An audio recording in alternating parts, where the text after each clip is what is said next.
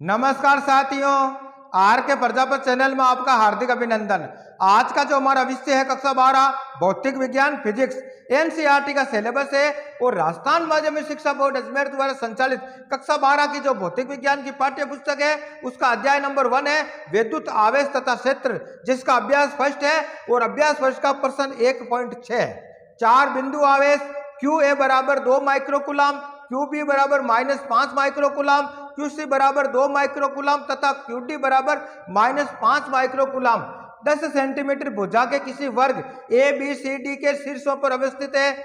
वर्ग के केंद्र पर रखे 1 माइक्रोकुलाम आवेश पर लगने वाला बल कितना है। बहुत अच्छा क्वेश्चन है, नीट एग्जाम, बोर्ड एग्जाम और कंपटीशन एग्जाम की दृष्टि से महत्वपूर्ण है, इसलिए अच्छे से इसको समझना। प्रश्नानुसार हमें एक वर्ग की बात हो रही है। माना कि एक वर्ग ए बी सी डी है, ए बी सी और डी है। आगे समझे, जिसके शीर्ष कौन कौन से, शीर्ष ए, शीर्ष बी, शीर्ष सी और शीर्ष डी, जिनके ऊपर बिंदु आवेश है। सबसे पहले हम वर्ग की बात करते हैं तो वर्ग जो दे रहा है उसकी भुजा कितनी दे रखी है, भुजा का मान दे रखा है 10 सेंटीमीटर। तो कहने का अभिप्राय क्या, जो एबी का जो मान होगा वो 10 सेंटीमीटर होगा, बीसी का जो मान होगा वो 10 सेंटीमीटर होगा, सीडी का जो मान होगा वो 10 सेंटीमीटर होगा और एडी का जो मान होगा वो भी 10 सेंटीमीटर होगा प्रश्नानुसार। आगे आपके समझ में एक वर्ग दे रखा है और वर्ग की चारों भुजाओं का जो मान होगा वो समान होगा, यानी 10-10 सेंटीमीटर इनकी भुजाओं का मान है। इसके 4 शीर्ष है, शीर्ष ए, शीर्ष बी, शीर्ष सी और शीर्ष डी। यहाँ पर बिंदु आवेश है, यानी शीर्ष ए के ऊपर जो बिंदु आवेश है उसका नाम दे दिया क्यू ए, शीर्ष बी के ऊपर जो बिंदु आवेश है उसका नाम दे दिया क्यू बी, शीर्ष सी पर जो बिंदु आवेश है उसका नाम क्यू सी और शीर्ष डी पर जो बिंदु आवेश है उसका नाम दे दिया क्यू डी। आगे समझा आपके, और इनका मान कितना दे रहेगा वो मान भी हम लिख सकते हैं कि क्यू ए बराबर कितना दे रहेगा 2 माइक्रोकुलाम, यह धनावेश है 2 माइक्रोकुलाम। आगे समझा आपके, बी पर जो बिंदु आवेश क्यू बी है उसका मान कितना दे रहेगा -5 माइक्रोकुलाम, तो हम लिखेंगे इसके बराबर क्या भाई -5 माइक्रोकुलाम। आगे समझा आपके। इसी प्रकार क्यूसी की बात करते हैं तो शीर्ष सी पर जो बिंदु आवेश क्यूसी है, क्यूसी का मान कितना दे रखा है कि क्यूसी बराबर है 2 माइक्रोकुलाम और डी शीर्ष पर जो बिंदु आवेश है क्यू डी उसका मान कितना दे रखा है -5 माइक्रोकुलाम, तो हम यहाँ लिखेंगे -5 माइक्रोकुलाम। आगे समझे। अब प्रश्न क्या कह रहा है भाई, भुजा 10 सेंटीमीटर का वर्ग हो गया, बिंदु आवेश का जो मान है वो हमने लिख दिया। अब कह रहा वर्ग के केंद्र पर रखे 1 माइक्रोकुलाम आवेश पर लगने वाला बल कितना होगा, यानी इस वर्ग का केंद्र बिंदु ओ, ये केंद्र बिंदु ओ दे दिया हमने, इसके ऊपर 1 आवेश है जिसको हमने समझने की दृष्टि से लिख दिया भाई क्यू है और जिसकी वैल्यू कितनी दे रखी है 1 माइक्रोकुलाम। आगे समझे। अब प्रश्न हमें ये पूछ रहा है कि दो केंद्र पर रखे आवेश यानी क्यू जिसकी वैल्यू 1 माइक्रोकुलाम है, इस पर जो ये बिंदु आवेश है चारों की तरफ से जो बल कितना लगेगा उस बल का हमें मान याद करना। आगे समझा। बल का मान कैसे याद करते हैं, कूलाम का नियम हमने पढ़ा अध्याय के अंदर कि कूलाम का नियम क्या है, दो स्थिर आवेशों के मध्य लगने वाला जो बल होगा दोनों आवेशों के गुणनफल के समानुपाती तथा बीच की दूरी के वर्ग के व्युत्क्रमानुपाती होता है। उस सूत्र की सहायता हम बल का मान याद कर सकते हैं। लेकिन आपने पढ़ा होगा आवेश की प्रगति धनावेश या ऋणावेश हो सकती है। धनावेश के कारण उसकी दिशा बल जो लगेगा कौन से दिशा का अनुदिश लगेगा, ऋणावेश है तो कौन सी दिशा का अनुदिश लगेगा, ऐसा हमने चैप्टर के अंदर पढ़ा है। उसका अकॉर्डिंग इसकी दिशा का हमें चयन करना है। तो सबसे पहले हम बात करेंगे कि बिंदु आवेश क्यू ए की बात करते हैं और बिंदु आवेश क्यू ए के कारण जो केंद्र पर रखे आवेश क्यू पर लगने वाला जो बल होगा उस बल की दिशा क्या होगी।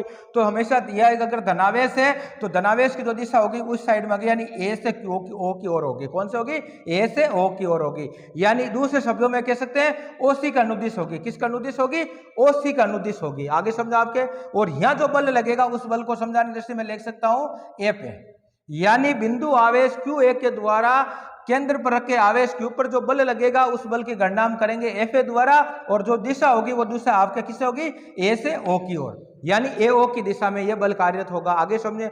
अब हम बात करते हैं इस बिंदु आवेश क्यूबी की, तो क्यूबी के अंदर कौन सा आवेश है, ऋणावेश है और ऋणावेश की जो दिशा होगी वो क्या होगी, ओ से बी की ओर होगी। तो इसको इस प्रकार हमें समझना पड़ेगा, यानी ओ से बी की अनुदिश ये बल कार्यरत होगा कि ऋणावेश आवेश है। ऐसा हमने अध्याय में पढ़ा। आगे समझो आपके। अब हम बात करते हैं इस चीज क्यूसी जो बिंदु आवेश है क्यूसी के द्वारा जो केंद्र पर रखे आवेश क्यू पर जो बल लगेगा उस बल के किसका अनुदिश होगा, तो मैंने आपको बताया धनावेश है, इसका मतलब इसकी जो दिशा होगी ये दिशा आपके सी से ओ की तरफ होगी, तो हम लिखेंगे सी से ओ की तरफ, यानी दूसरे शब्दों में कह सकते हैं ओ एक अनुदिश होगी। किसका अनुदिश होगी, ओ एक अनुदिश होगी, इसको ऐसे भी देख सकते हैं। अब हम बात करते हैं शीर्ष डी पर जो बिंदु आवेश है क्यूडी, क्यूडी का प्रकृति कैसी है, ऋणावेश है, यानी 5 माइक्रोकुलाम आवेश है, ये ऋणावेश है या नेगेटिव चार्ज वाला है, तो इसलिए इसकी जो दिशा होगी वो दिशा किधर होगी कि ओ से डी की तरफ होगी, ओ से डी की तरफ होगी। अब इस डायग्राम के अंदर आप नोट करो जो बल लग रहा है एक दूसरे, यानी क्यूबी और क्यूडी, जिसका जो आवेश है आवेश का मान समान है, लेकिन जो बल की जो दिशा होगी वो एक दूसरे के विपरीत होगी। इसी प्रकार हम बात करते हैं क्यू ए और क्यू सी, जो बिंदु आवेश क्यू ए और क्यू सी जो बिंदु आवेश है, इनके द्वारा जो केंद्र पर रख के जो आवेश है क्यू, उस पर जो बल लगेगा उसकी दिशा मान में समान आएगा, क्योंकि जो आवेश है उनकी मात्रा समान है, ये भी 2 माइक्रोकुलाम है, ये भी दो कुलाम है। तो कहने का अभिप्राय इनकी जो बल की जो दिशा होगी एक दूसरे के विपरीत होगी, यानी इस बल जो एफ है इसका नाम दे दिया एफ है। इसी प्रकार क्यूबी के द्वारा जो बल लगेगा उसका हमने नाम दे दिया एफ बी।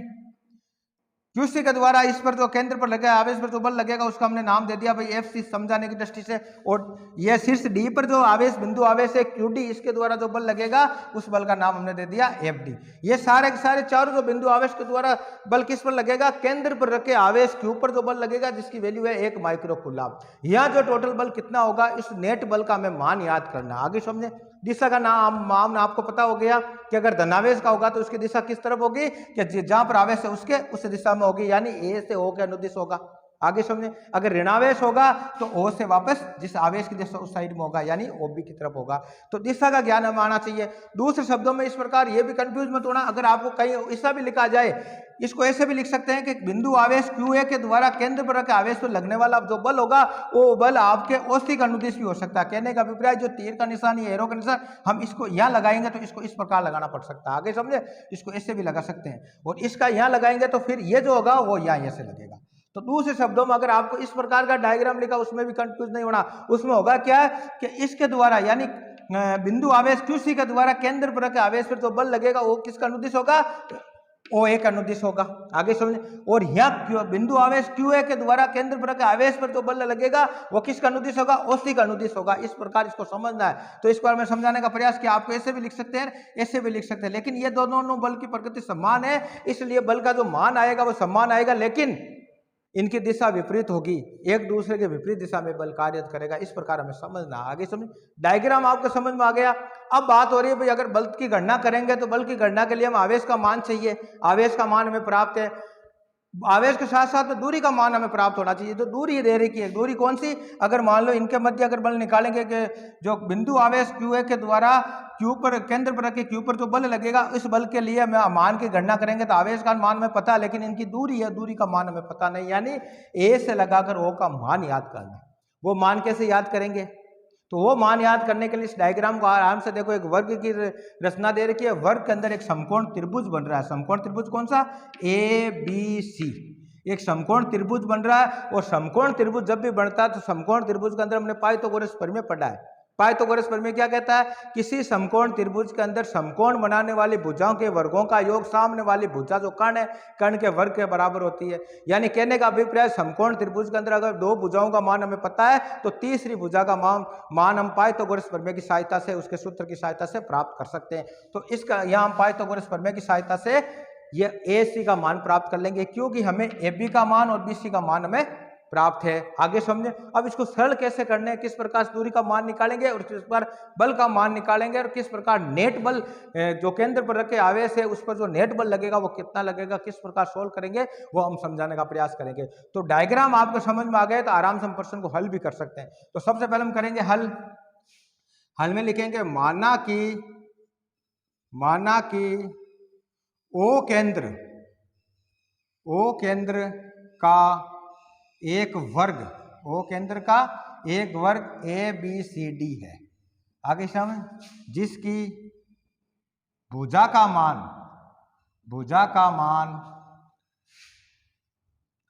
10 सेंटीमीटर है तथा केंद्र बिंदु या केंद्र पर 1 माइक्रोकुलाम आवेश रखा हुआ है।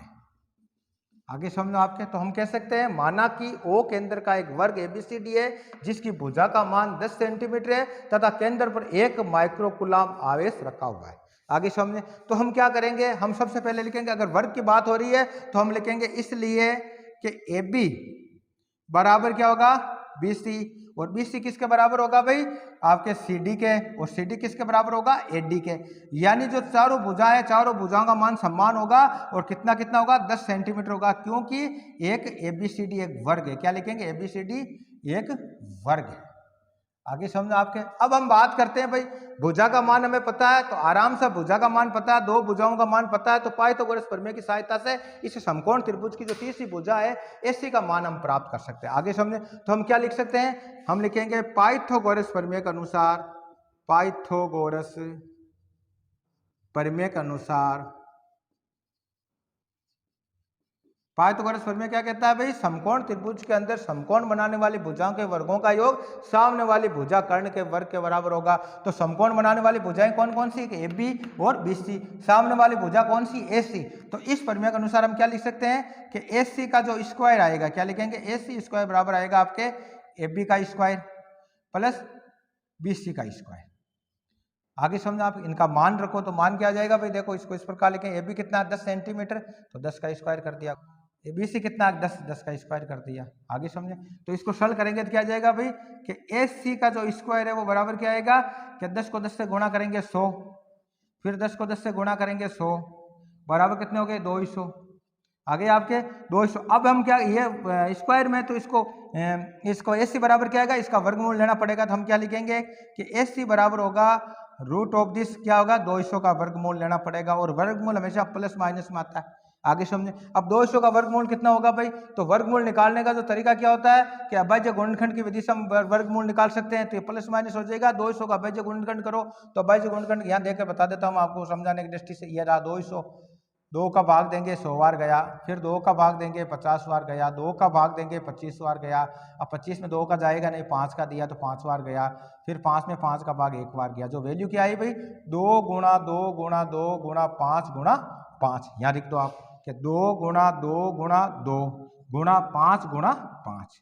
अब वर्गमूल जब भी निकालेंगे इनका जोड़ा बनाना पड़ेगा, दो के दो को, एक जोड़ा यह बन गया, एक 5 का बन गया, जिनका जोड़ा बनेगा वो वर्गमूल से बाहर आ जाएगी सिंगल संख्या, और जिसका नहीं बढ़ता वो रूट के अंदर हो जाएगी। तो हम क्या लिख सकते हैं कि AC बराबर होगा प्लस माइनस 2 गुणा 5 रूट 2। आगे समझे आपके, तो इस प्रकार क्या लिख सकते हैं, इनको गुणा कर दो आपस में, 2 को 5 से करेंगे तो 10, तो प्लस माइनस के 10 रूट 2 सेंटीमीटर हमें भुजा का मान प्राप्त हो गया। अब आपको पता है कि भुजा कभी ऋणात्मक नहीं होती, इसलिए जो धनात्मक मान लेंगे तो हम क्या लिखेंगे, जो भुजा होगी क्या AC जो भुजा होगी उसका मान कितना आएगा भाई आपके प्लस के 10 रूट 2 सेंटीमीटर।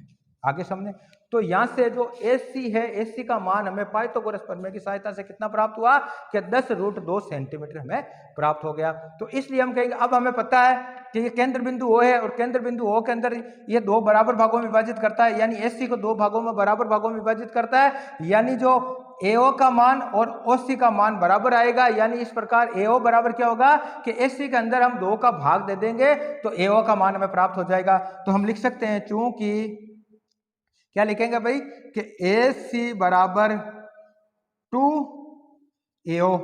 आगे समझे, तो AO बराबर क्या आ जाएगा भाई, तो AO बराबर आ जाएगा आपके AC बटावा 2, और AC का मान कितना प्राप्त हुआ कि 10 रूट 2 बटावा 2 कर दो, ये सेंटीमीटर में देखो 2 से कट जाएगा, ये 5 बार, जो वैल्यू आई AO की वो कितनी आ गई आपके 5 रूट 2 सेंटीमीटर में प्राप्त हो गई। और हम जानते हैं इसके अंदर एक वर्ग है, और वर्ग के अंदर जो चारों भुजाएं कौन कौन सी इसकी, इस वर्ग के अंदर जो दूरी होगी A से लगाकर केंद्र बिंदु से O से, और O से OD, O से B और आपके ये, तो इस प्रकार जो चारों जो इसका मान है दूरी का, यानी AO का मान, BO का मान, CO का मान और OD का जो मान होगा वो सब बराबर आएगा, वो किसके बराबर है, AO के बराबर आएगा। तो हम लिखेंगे, चूंकि क्या लिखेंगे भाई, AO बराबर है आपके OC बराबर है किसके, OB के, और किसके बराबर है, OD के, यानी चारों का मान बराबर, और सबका कितना आएगा भाई मान, वो आएगा 5 रूट 2 सेंटीमीटर आ गया।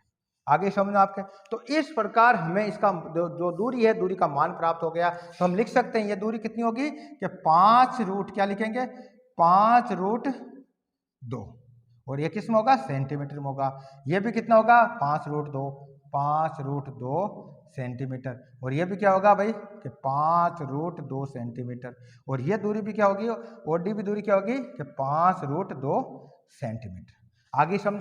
तो अब आराम से एफ निकाल सकते हैं, आराम से एफ भी निकाल सकते हैं, एफ सी निकाल सकते हैं और एफ डी निकाल सकते हैं। यानी जो बल है, यानी बिंदु आवेश क्यू ए के द्वारा केंद्र पर रखे आवेश क्यू पर जो बल लगेगा एफ है, उसका मान हम आसानी से निकाल सकते हैं, क्योंकि हमें आवेश का मान प्राप्त हो गया, हमें दूरी का मान प्राप्त हो गया। आगे समझ। अब हम क्या करेंगे, आपको पता है जब भी हम फिजिक्स के अंदर न्यूमेरिकल क्वेश्चन सोल्व करते हैं तो न्यूमेरिकल क्वेश्चन को हमेशा एमकेएस पद्धति में हमें करना चाहिए। एमकेएस पद्धति का अभिप्राय है, अगर द्रव्यमान की बात होती है, द्रव्यमान को हमें किलोग्राम में लेना है, दूरी या लंबाई की बात होती है तो हमें मीटर में लेना है, और अगर मान लो समय की बात हो रही है सेकंड में लेना है। लेकिन यहाँ जो दूरी आ रही है वो दूरी किस में, सेंटीमीटर में आ रही है, तो इसको मीटर में कन्वर्ट करेंगे। तो इस प्रकार हम क्या लिख सकते हैं कि रूट, यानी ऐसे लिख सकते हैं एओ का जो मान आया, एओ का मान है हमारे 5√2 सेंटीमीटर। अगर इसको मीटर में कन्वर्ट करेंगे तो क्या आएगा भाई, क्या लिखेंगे भाई, 5√2 गुणा 10⁻²। अब मीटर लगा सकते हैं। यानी सेंटीमीटर को अगर मीटर में कन्वर्ट करना है तो जो मान है उस मान को 10⁻² से गुणा कर देंगे तो वो वैल्यू हमें किस में प्राप्त हो जाएगी, मीटर में प्राप्त हो जाएगी। तो हमें सारी चीजें प्राप्त होगी। अब इनकी सहायता से हम जो लगने वाला जो बल होगा उस बल का मान याद करेंगे। तो सबसे पहले एफ ए का मान निकालेंगे, फिर एफ बी का निकालेंगे, एफ सी का निकालेंगे, एफ डी का निकालेंगे, और चालू को जब जोड़ देंगे जो नेट वैल्यू आएगी वो हम प्राप्त करें। और जोड़ना किस प्रकार, सदिश रूप में जोड़ना है, यानी दिशा का मान भी हमें साथ साथ रखना है, तो इसका नेट बल हमें प्राप्त हो जाएगा। आगे यहाँ तक समझ, इसको मिटा देता हूँ, आगे हम सरल करते हैं। तो इस प्रकार यहाँ तक समझ आगे भाई, इसको मैं मिटा देता हूँ। तो फिजिक्स के अंदर क्या है, थोड़ा बहुत आपको डायग्राम जो आकृति दे रखी है वो समझ में आ गई तो आराम से हम न्यूमेरिकल क्वेश्चन सॉल्व कर सकते हैं। आगे समझ आपके, अब इसके अकॉर्डिंग आराम से क्वेश्चन सॉल्व कर सकते हैं। अब हम सबसे पहले क्या करेंगे भाई, जो हमें दिया हुआ है जो वैल्यू है उन सब का मान रखना है। क्या रखना है, जो दिया हुआ है, जो दिया हुआ है उन सब का हमें मान रखना है। अब देखो सबसे पहले क्या करेंगे भाई, अब लिखेंगे भाई दिया गया, दिया गया, और दिया गया क्या है कि क्यू ए दे रखा है, और क्यू ए का कितनी वैल्यू दे रखी है कि 2 माइक्रोकुलाम, 2 माइक्रोकुलाम। और 2 माइक्रोकुलाम को कुलाम में कन्वर्ट करेंगे तो क्या करेंगे भाई कि 2 गुणा 10⁻6 कुलाम हो जाएगा। आगे समझो आपके। इसी प्रकार बिंदु आवेश क्यूबी की बात करेंगे तो क्यूबी क्या है भाई, -5 माइक्रोकुलाम है, और इसको कुलाम में कन्वर्ट करेंगे तो क्या हो जाएगा, -5 गुणा 10⁻6 कुलाम हो गया। इसी प्रकार हम बिंदु आवेश क्यूसी की बात करेंगे, क्यूसी कितना दे रखा है, 2 माइक्रोकुलाम, तो हम लिखेंगे 2 माइक्रोकुलाम। तो इसको कन्वर्ट कर देंगे कुलाम में तो क्या होगा, 2 गुणा 10⁻6 कुलाम। इसी प्रकार क्यूडी की बात करेंगे बिंदु आवेश की, यह कितना आएगा, क्यूडी है -5 माइक्रोकुलाम, तो इसको कुलाम में कन्वर्ट करेंगे तो क्या आ जाएगा भाई कि -5 गुणा 10⁻6 कुलाम। आगे समझे। अब हम बात करते हैं जो केंद्र पर का आवेश क्यू की, क्यू कितना दे रखा, 1 माइक्रोकुलाम, और 1 माइक्रोकुलाम को कुलाम में कन्वर्ट करेंगे तो क्या हो जाएगा भाई 1 गुणा 10⁻6 कुलाम। तथा जो दूरी दे रखी, क्या दे रखी है भाई, दूरी r, और r क्या भाई कि AO, और इसका मान कितना दे रखा है, वो दे रखा है 5√2 10⁻2 मीटर। आगे समझे। एम के पद्धति के अनुसार हमें मान प्राप्त है। तो हम सबसे पहले हम क्या लिखेंगे, अतः केंद्र पर रखे आवेश, कौन सा, Q पर बिंदु आवेश क्यू ए आवेश द्वारा लगने वाला बल, लगने वाला बल क्या है भाई, एफ ए। तो एफ ए निकालना, तो एफ ए का निकालने का सूत्र क्या होगा, हमने पढ़ा कि एफ ए बराबर क्या होता है, कूलाम के नियमानुसार के, फिर इनकी वैल्यू लेनी है क्यू ए और क्यू, अपॉन में क्या जाएगा भाई, इनके बीच की दूरी क्या है, r² कर दिया बस। अब वैल्यू रखो, के का मान कितना है, 9 गुणा 10⁹। अगर यूनिट की बात करेंगे तो किस में होगा, न्यूटन मीटर स्क्वायर प्रति कुलाम स्क्वायर, इस प्रकार भी लिख सकते हैं। लेकिन यहाँ में क्वेश्चन सोल्व करना है तो के का मान रख दिया 9 गुणा 10⁹। अब क्यू ए कितना दे रखा है कि क्यू ए हमें दे रखा है 2 गुणा 10⁻6 कुलाम आ गया, गुणा क्यू कितना दे रखा है, प्लेन क्यू दे रखा है 1 गुणा 10⁻6। अब बटावा में क्या जाएगा भाई, दूरी कितनी दे रखी है इनके बीच की, एओ का मान कितना दे रखा है कि 5√2 10⁻2। आगे समझ। अब इसका स्क्वायर करना है भाई, r² है तो आगे समझे। अब मान रखो इनका भाई, इसको सॉल्यूशन करो।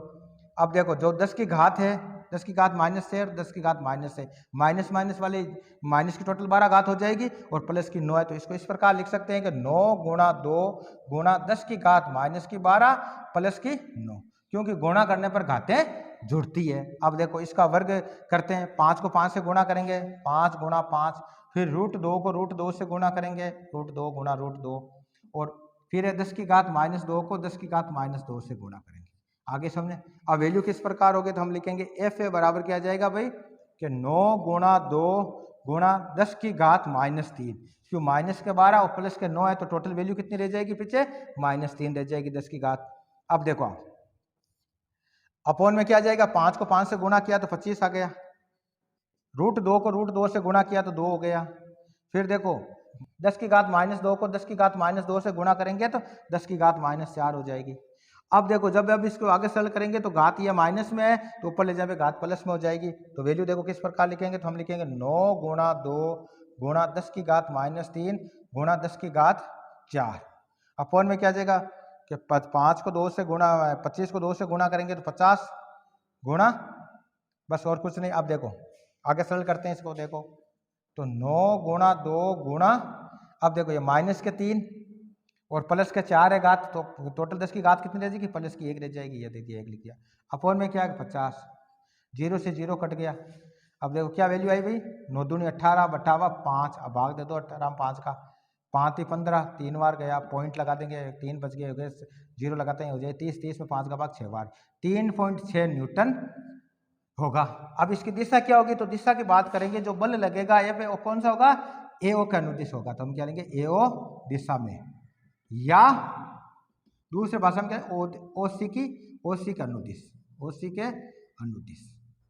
तो इस प्रकार इसकी जो दिशा होगी वो क्या होगी भाई, एओ के दिश, और अनुदिश की बात करेंगे तो इस साइड में लिख देंगे हम, अनुदिश ऐसा हो जाएगा, और इसकी जब बात करेंगे तो इसमें ये इस प्रकार हो जाएगा, ये जो क्यूसी के कारण जो बल लगेगा केंद्र पर उसका किसका अनुदिश होगा, सीओ के, या दूसरे भाषा में लिख सकते हैं ओए का अनुदिश होगा। तो इसको इस प्रकार भी हम समझ सकते हैं, आगे यहाँ तक समझ में तो ऐसा लिख सकते हैं इसको। आगे हम सरल करेंगे इसको, ये हो गया आपका, इसी प्रकार हम करेंगे, अतः केंद्र पर रखे आवेश कौन सा, Q पर QC क्या लिखेंगे, QC आवेश द्वारा, QC आवेश द्वारा लगने वाला बल, क्या लिखेंगे, QC आवेश द्वारा लगने वाला बल, और वह बल क्या होगा FC, और FC की वैल्यू किस प्रकार निकालेंगे मैंने आपको बताया, क्या लिखेंगे कि K QC Q बटावा R²। अब इसका मान रखेंगे तो वो उसका वो सेम ये वैल्यू आनी है, QC प्रकार सेम है, QC का मान भी किसके बराबर है, QA के बराबर है, तो इसकी जो फाइनल वैल्यू आएगी वो ये भी आएगी 3.6 न्यूटन। और इसकी दिशा क्या होगी मैंने आपको बताया किसका अनुदिश होगा, तो इसको इस प्रकार लिखा है CO, क्या लिखेंगे CO दिशा में, CO दिशा में, या OA का अनुदिश, OA के अनुदिश। तो इस प्रकार भी हम इसको समझ सकते हैं। आगे समझो आपके, तो ये हो गया आपके इन दोनों का मान। अब तो स्पष्ट है, तो इसका कहने का अभिप्राय क्या है, दोनों के बलों का मान तो समान है लेकिन दिशा इनकी एक दूसरे के विपरीत है, यानी विपरीत दिशा में, इसलिए हम लिख सकते हैं अतः अगर इनका बल का मान करेंगे तो क्या होगा कि एफ ए बराबर होगा एफ सी, लेकिन सदिश निरूपण की बात करेंगे यानी दिशा की बात करेंगे तो एफ पी की जो दिशा है ये किसके बराबर होगी कि एफ सी है, एफ सी के विपरीत होगी। आगे समझे, तो कहने का अभिप्राय हम लिख सकते हैं ये जो फाइनल वैल्यू आएगी तो हम फाइनली क्या लिख सकते हैं कि एफ ए बराबर माइनस एफ सी सदिश निरूपण में ये होगा, यानी स्पष्ट है कि केंद्र पर रखे आवेश के ऊपर क्यू ए तथा क्यू सी द्वारा जो बल लगा परिणाम में तो समान होगा लेकिन दिशा में विपरीत होगा, यह स्पष्ट है। इसी प्रकार हम बल किसकी बात करेंगे कि जो आवेश है आपके क्यूबी के कारण जो केंद्र पर के आवेश के ऊपर जो बल लगेगा वो बल कितना होगा उसको एफ बी बराबर प्रदर्शित करेंगे और कितना मान निकलेगा वो निकालते हैं, फिर बात करते हैं। यहां तक आपको समझ में आ गई। अब आगे इसको सरल करते हैं, इसको मिटा देता हूं भाई।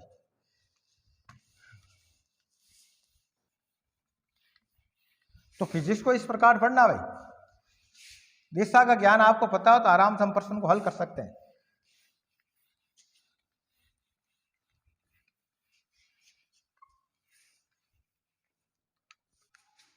अब लिखेंगे केंद्र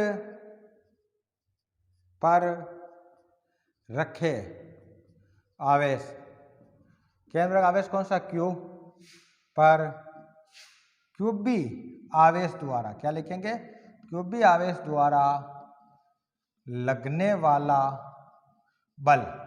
और किस में मापते हैं भाई, मैंने आपको बताया क्यूबी की बात हो रही है तो देखिए एफ बी, क्या सूत्र हो जाएगा, के फिर जो क्यूबी गुणा क्यू अपॉन आर स्क्वायर। अब वैल्यू रखो आप, क्या हो जाएगा, के का मान कितना होता है भाई 9 गुणा 10 की घात 9, क्यूबी कितना दे रखा है कि माइनस के 5 माइक्रो, तो 5 गुणा 10 की घात माइनस 6 कूलम हो गया।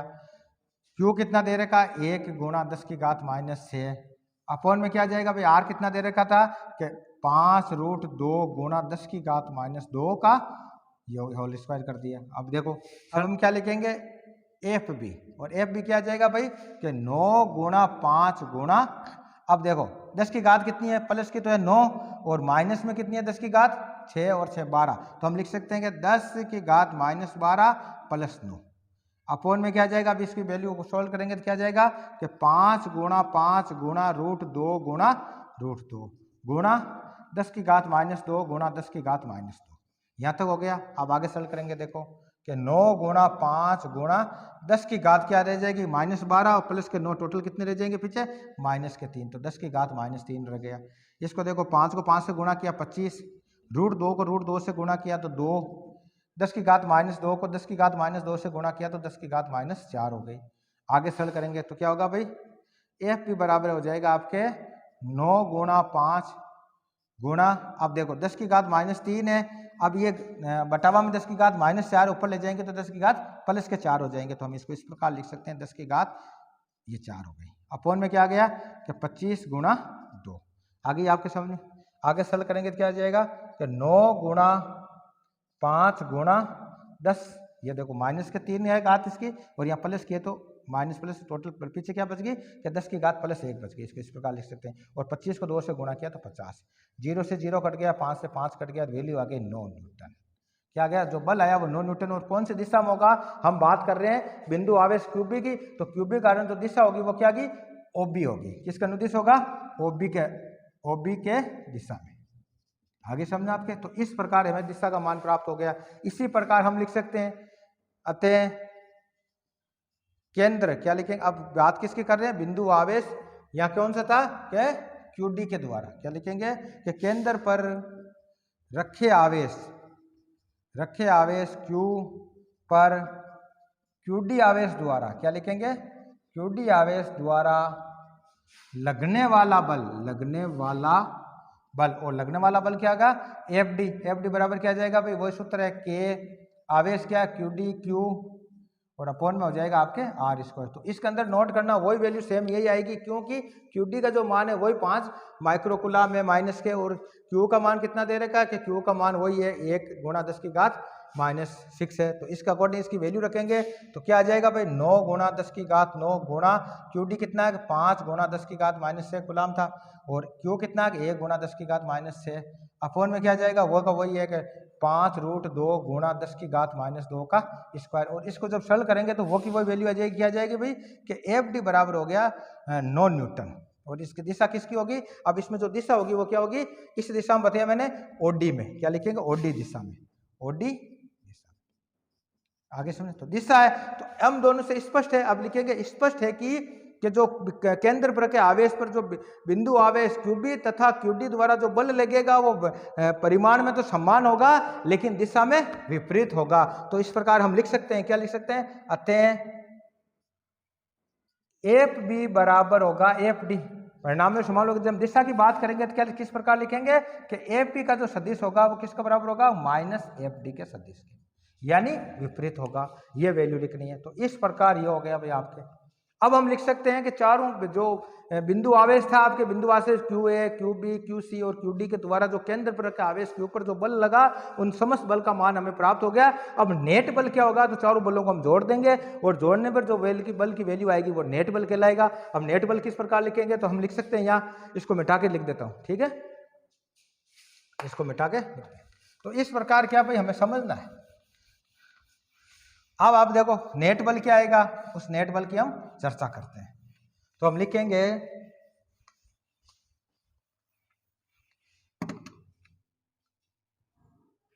अतः चारों बिंदु आवेश, चारों बिंदु आवेश, बिंदु आवेश कौन कौन सा, Q A, Q B, Q C और क्यू डी के द्वारा केंद्र पर रखे, क्या लिखेंगे, केंद्र पर रखे आवेश, और केंद्र पर का आवेश कौन सा, क्यू पर लगने वाला नेट बल, नेट बल क्या लिखेंगे, जो नेट बल होगा एफ, वो किसके बराबर होगा, तो हम लिख सकते हैं एफ का सदिश क्या लिखेंगे, एफ ए का सदिश प्लस एफ बी का सदिश प्लस एफ सी का सदिश प्लस एफ डी का सदिश। आगे समझे, और हम पर जानते हैं कि चूंकि हमने पढ़ा, स्पष्ट है कि एफ ए का सदिश निरूपण किसके बराबर है, माइनस एफ सी के सदिश निरूपण के, तथा एफ पी का जो सदिश निरूपण है वो किसके बराबर है, कि माइनस एफ डी के सदिश निरूपण के। तो इतने हम क्या लिख सकते हैं, अतः हम लिख सकते हैं कि एफ का सदिश निरूपण क्या होगा, कि एफ ए के स्थान पर हम क्या लिख सकते हैं, एफ सी लिख सकते हैं माइनस का, तो हम लिख सकते हैं माइनस एफ सी का सदिश निरूपण। फिर क्या है, एफ बी है, एफ बी के स्थान पर क्या लिख सकते हैं, माइनस के एफ डी, तो हम लिखेंगे माइनस के एफ डी का सदिश निरूपण। आप फिर लगा दो प्लस एफ सी का सदिश निरूपण और एफ डी का सदिश निरूपण। अब देखो किस प्रकार होगा कि ये माइनस का एफ सी है सदिश में, तो ये माइनस का एफ सी से प्लस का एफ सी कट गया, ये माइनस का एफ डी से ये कट गया, तो वैल्यू आ गई 0, जो बल आया 0 न्यूटन आया, क्या आया 0 न्यूटन, यह है न्यूटन। आगे समझे, तो हम लिख सकते हैं अतः स्पष्ट है कि इन चारों बिंदु आवेशों के कारण केंद्र पर रखे आवेश क्यू पर लगने वाला नेट बल शून्य होगा। क्या होगा भाई, शून्य होगा। तो इस प्रकार आज के वीडियो के अंदर जो इंपॉर्टेंट क्वेश्चन था आपके नीट एग्जाम, बोर्ड एग्जाम और कंपटीशन एग्जाम की दृष्टि से, उसको हमने सरल किया। इससे रिलेटेड ये क्वेश्चन आपके board exam, competition exam, NEET exam आने की पूरी संभावना है, इसलिए इसे अच्छे समझना है। सब में वैल्यू समान दे रखी है। अगर ये क्वेश्चन अगर 3 नंबर का आ गया, बड़ा पूछा, तो इस प्रकार लिखना है। अगर 1 नंबर का क्वेश्चन ऑब्जेक्टिव टाइप या आपके रिक्त स्थान से संबंधित आ गया, तो हमें डायरेक्ट ऐसे भी लिख सकते हैं, क्योंकि इस डायग्राम को देखते हमें पता था कि इनके जो परिणाम में जो बल आएगा वो आपके समान होगा, लेकिन दिशा में विपरीत होगा, तो एक दूसरे के विपरीत होने से ये 0 हो जाएगा, इधर भी ये भी 0 हो जाएगा। तो डायरेक्ट इस आकृति को देखकर, इस डायग्राम को देखकर भी हम क्वेश्चन में डायरेक्ट शून्य लिख सकते थे। लेकिन जब इसको समझाने का मैंने प्रयास किया, तो किस प्रकार इसको सरल करना है, किस प्रकार सदिश निरूपण करना है, नेट बल कैसे निकालते हैं, इसका हम चर्चा की। आवेश की प्रकृति के आधार पर उसकी दिशा का मान हमें पता होना चाहिए। अगर आवेश माइनस का हो तो उसकी दिशा उसी साइड में होगी जिस तरफ आवेश पड़ा, तो या ओ से बी की तरफ होगी। अगर आवेश धनावेश है यानी धनावेश है, तो इसकी दिशा क्या होगी, इसके विपरीत, यानी जहाँ पर आवेश है उसके इस साइड में होगी, ओ की तरफ। तो ये इसका ये ओ की तरफ भी लिख सकते हैं, यानी ए ओ की तरफ भी लिख सकते हैं। दूसरे भाषा में इसको इस प्रकार भी लिख सकते हैं, ओ सी का अनुदिश भी लिख सकते हैं। और इसमें इस प्रकार सी के कारण क्या होगा, तो सी ये पॉजिटिव था, तो पॉजिटिव दिशा इससे दूर होगी, दूर का मतलब ये सी से ओ की तरफ होगा, या ओ ए का अनुदिश हो सकता है। तो इस प्रकार माइनस का था या माइनस का था एफ डी, तो एफ डी माइनस का था, तो इसका मतलब कैसे था कि ओ से डी की तरफ। तो अगर दिशा का मैं मान, और इस डायग्राम में देखो बल एक दूसरे के विपरीत दिशा में और विपरीत दिशा में, इसका मतलब उनका जो बल होगा वो परिणामी बल शून्य हो जाएगा। आगे समझा आपके। तो इस प्रकार आज के विषय क्वेश्चन को हमने सोल्व किया। कल के वीडियो के अंदर अगला क्वेश्चन सोल्व करेंगे। धन्यवाद।